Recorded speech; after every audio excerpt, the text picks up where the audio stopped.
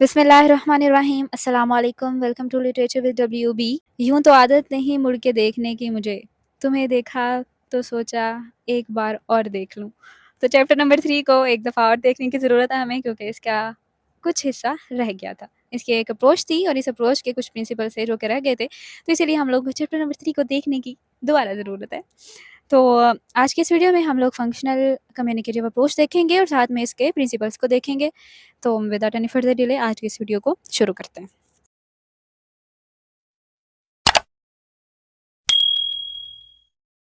तो जी functional communicative approach जो है ये एक लैंग्वेज टेस्टिंग है जो कि इमर्ज हुआ था 1980s में, और इस मेथड में ये फोकस किया जाता है कि ये जाना जाए कि कोई भी इंसान रियल लाइफ सिचुएशन में लैंग्वेज को किस तरह से यूज़ करता है।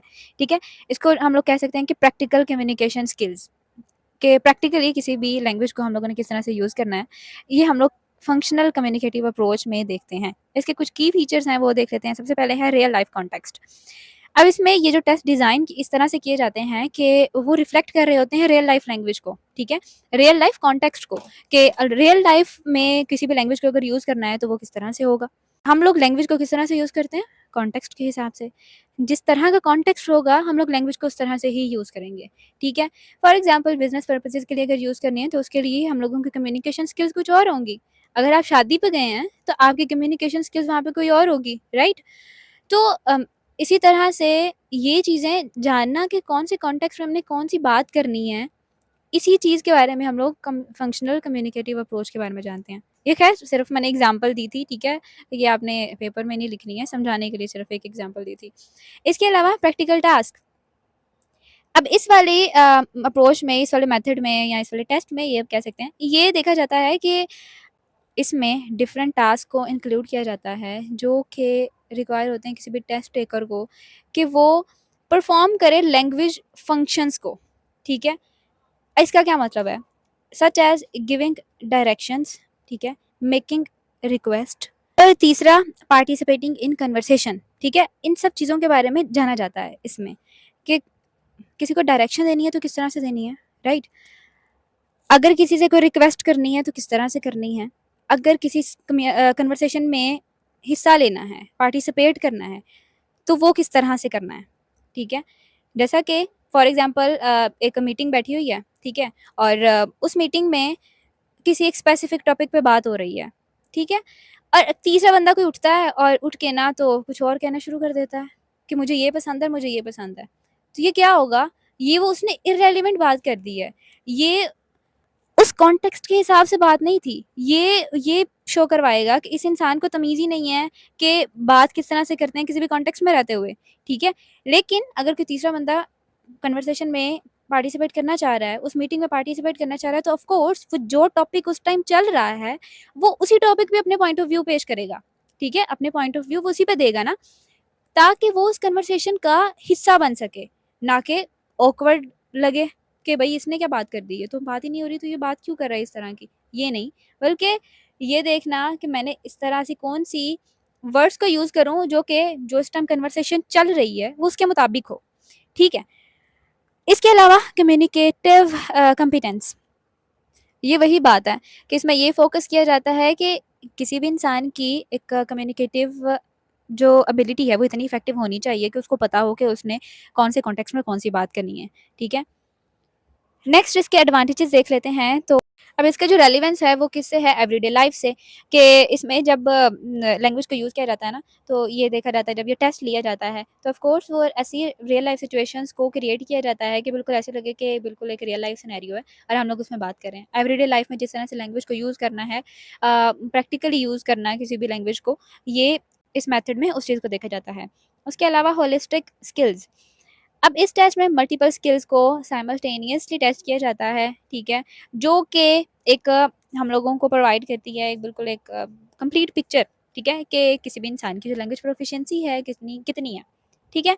इसके अलावा एंगेजमेंट। अब ये जो टास्क हैं ये मोर एंगेजिंग होते हैं और मीनिंगफुल होते हैं किसी भी टेस्ट टेकर के लिए। ठीक है, क्यों? क्योंकि वो रिज़ेम्बलेंस रखते होते हैं ना रियल लाइफ़ सिचुएशन से, कि अगर रियल लाइफ़ सिचुएशंस में रियल लाइफ़ इंटरैक्शंस अगर किसी के साथ होते हैं, तो उसमें उसने किस तरह से बात करनी है, तो इस टेस्ट को उसी तरह से डिज़ाइन किया जाता है। इसके अलावा लिमिटेशंस, इसमें भी सब्जेक्टिविटी आ जाती है। स्कोरिंग कैन बी सब्जेक्टिव, ठीक है, specially for speaking and writing task. इसके अलावा रिसोर्स इंटेंसिव, इसमें भी रिसोर्सेज जो हैं वो काफ़ी ज़्यादा ज़रूरत पड़ेगी, ठीक है, क्योंकि रियल लाइफ सिचुएशंस को, रियल लाइफ कॉन्टेक्स्ट वगैरह को क्रिएट करना, तो इसमें काफ़ी ज़्यादा जो है वो लागत आ सकती है, रिसोर्सेज की काफ़ी ज़्यादा इसमें ज़रूरत पड़ सकती है।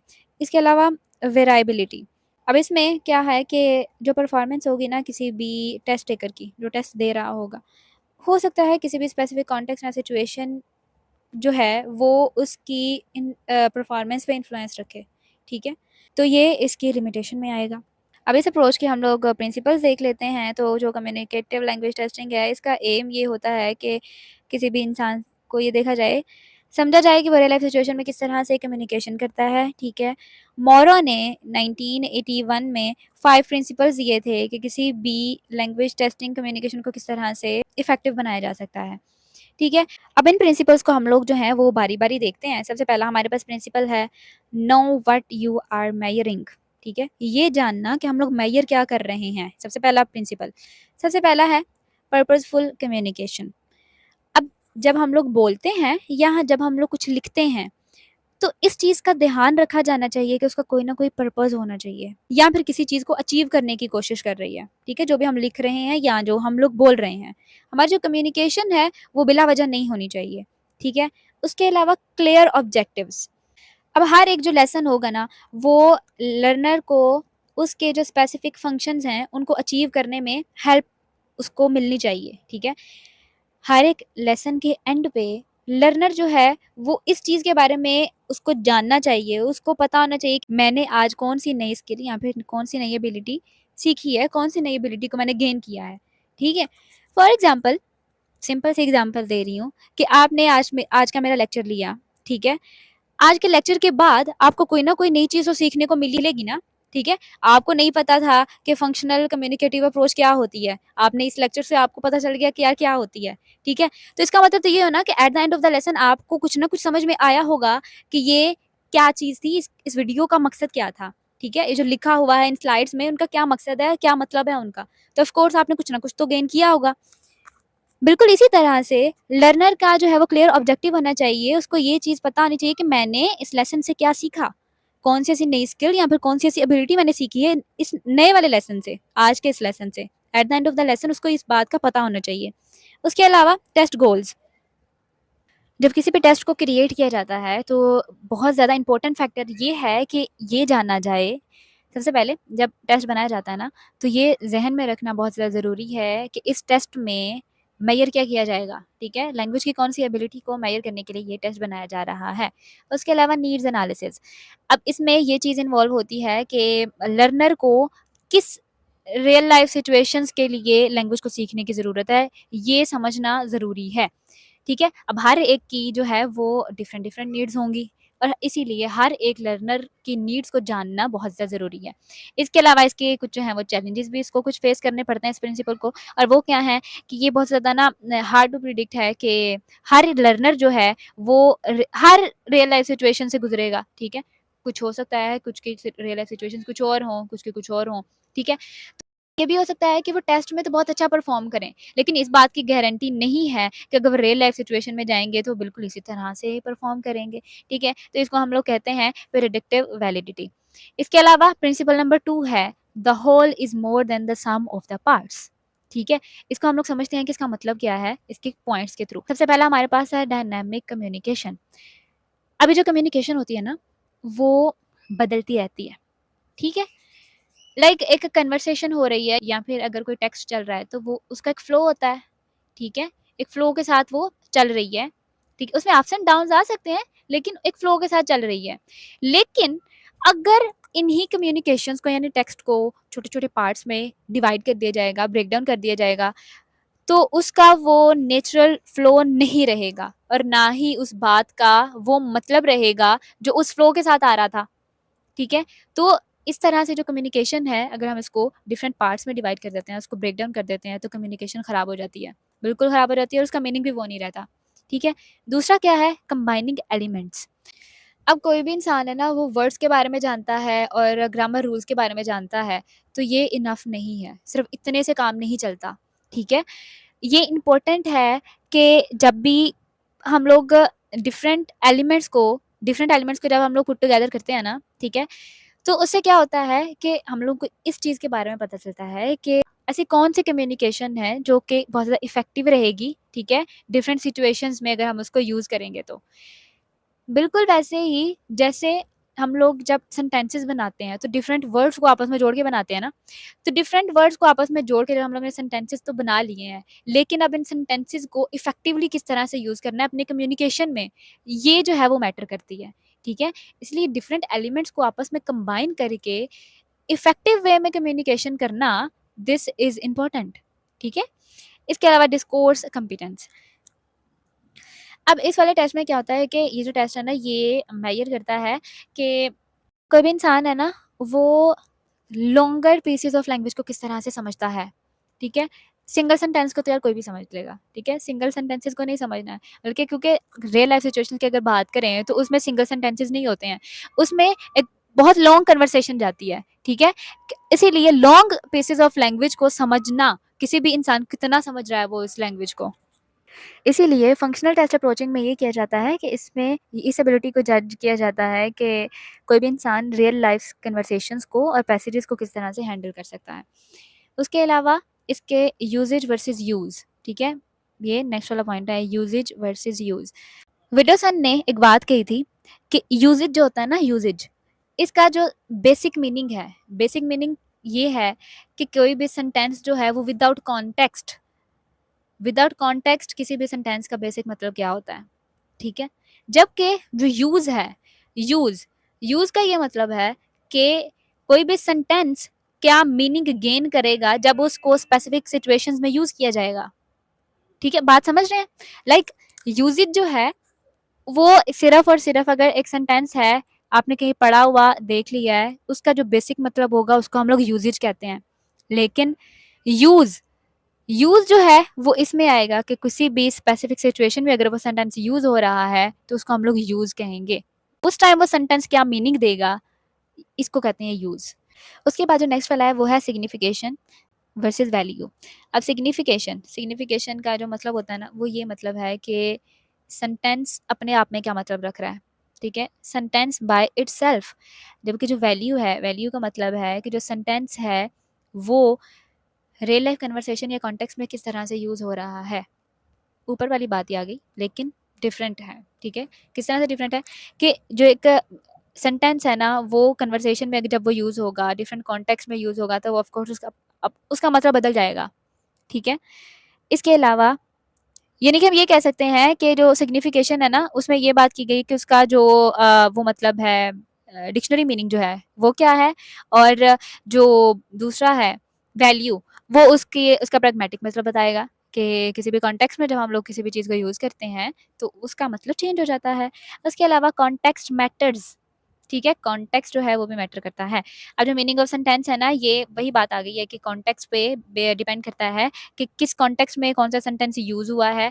ये उस वो कन्वर्सेशन या फिर कॉन्टेक्स्ट जो है वो ये फैसला करेगी कि ये जो सेंटेंस था ये मीनिंगलेस था या फिर मीनिंगफुल था, ठीक है। तो इन सिंपल टर्म अगर बात करें तो ये जो प्रिंसिपल है ये एम्फसाइज करता है कि इफेक्टिव कम्युनिकेशन जो है वो मोर देन है किस चीज़ से, कि सिर्फ और सिर्फ कोई भी इंसान जो है वो वर्ड्स और रूल्स को जाने, ठीक है। इस प्रिंसिपल में हम लोगों ने यही देखा है कि जो डिफरेंट एलिमेंट्स को आपस में जब हम लोग पुट टुगेदर करते हैं तो रियल लाइफ सिचुएशंस में किस तरह से वो एक साथ जुड़ के मीनिंग्स को कन्वे करते हैं, ठीक है। इसके अलावा प्रिंसिपल नंबर 3 है the processing are as important as the product, ठीक है। इस बात का क्या मतलब है, इसका ये मतलब है कि जो कम्युनिकेशन जो है ना, मतलब एट द जब हम एक कम्युनिकेशन को स्टार्ट करते हैं, ठीक है, वहाँ से लेके जो उसका फाइनल आउटकम आता है वहाँ तक कम्युनिकेशन की जो है वो सेम इम्पोर्टेंस रहती है, ठीक है। शुरू से लेके आखिर तक कम्युनिकेशन की सेम जो है वो इम्पोर्टेंस रहेगी। मोरो ने जो है वो इसके 3 की फीचर्स जो हैं वो आइडेंटिफाई करवाए हैं कम्युनिकेशन प्रोसेस के। क्या है, सबसे पहला है इन्फॉर्मेशन गैप, दूसरा है चॉइस, तीसरा है फीडबैक। इन्फॉर्मेशन गैप क्या है, जब एक कम्युनिकेशन होती है ना, तो जब 2 लोग आपस में अपनी इन्फॉर्मेशंस को जो है वो एक्सचेंज कर रहे होते हैं, तो ऑफ कोर्स वो इन्फॉर्मेशन गैप्स को फिल कर रहे होते हैं। एक बात अगर एक इंसान को पता है, तो जो सामने वाला होगा हो सकता है वो उसको वो बात ना पता हो, उसके लिए एक नई इन्फॉर्मेशन हो। तो इसी तरह से वो इन्फॉर्मेशन गैप्स को ही फिल कर रहे हैं ना, कि एक बात एक को पता है, दूसरे को नहीं पता, दूसरे को पता है, पहले को नहीं पता। तो वो इस तरह से जब आपस में अपने आइडियाज़ को एक्सचेंज करते हैं, तो वो इन्फॉर्मेशन गैप्स को फिल कर रहे होते हैं। एक दूसरे के साथ अपना नॉलेज, अपने ओपिनियंस को शेयर कर रहे होते हैं। जो दूसरा है वो है चॉइस। अब ये स्पीकर की अपनी चॉइस होती है कि उसको उसने क्या कहना है, किस तरह से कहना है, ठीक है?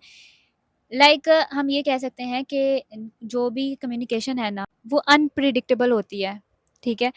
किसी भी इंसान को ये नहीं पता होता कि अगला जो सिनेरियो होगा, अगला जो कॉन्टेक्स्ट होगा वो क्या होगा, ठीक है? तो वो अपने कॉन्टेक्स्ट के हिसाब से ही अपनी कन्वर्सेशन को मैनेज करेगा।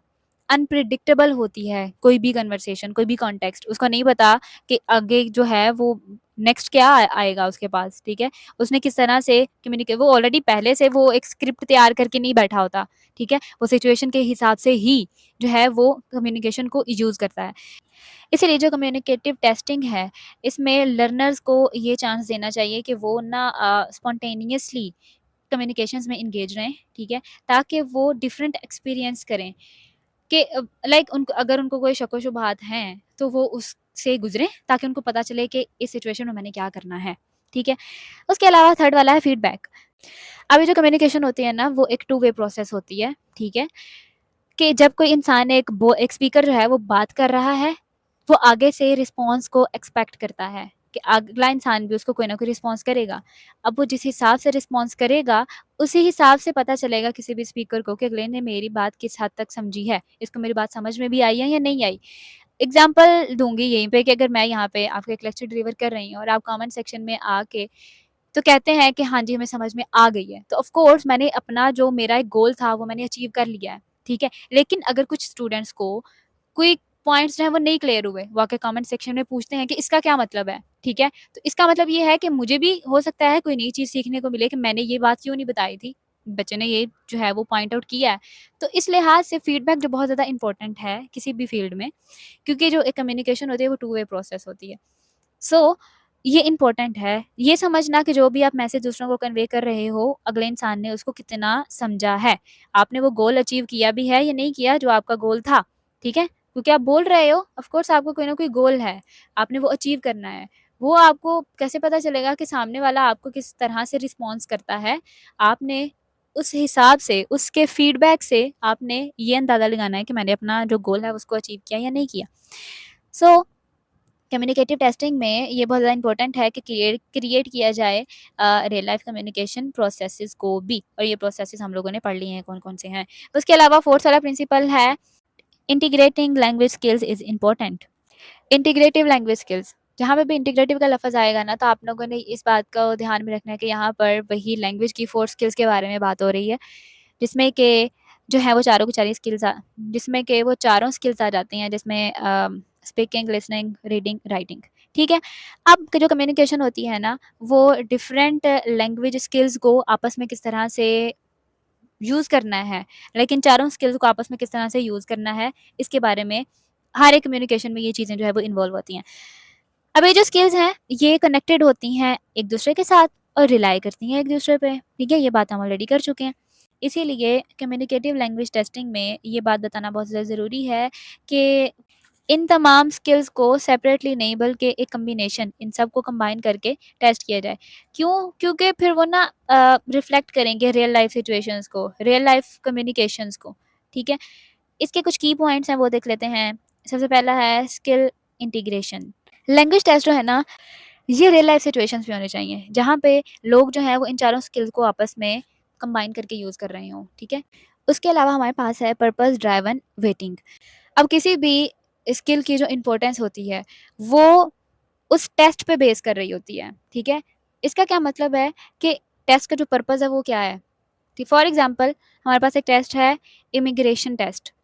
इमिग्रेशन टेस्ट इसमें फ़ोकस किया जाता है स्पीकिंग और लिसनिंग स्किल्स पे, ठीक है? ज़्यादा फ़ोकस इन दोनों चीज़ों पे किया जाता है। इसके अलावा एकेडमिक टेस्ट में हम लोगों का जो फ़ोकस होता है वो होता है रीडिंग और राइटिंग पे, ठीक है? तो डिफरेंट टेस्ट की भी हमारे पास जो हैं वो कुछ टाइप्स हैं। इसके अलावा प्रिंसिपल नंबर 5 है ऑथेंटिसिटी इज़ क्रूलिकल।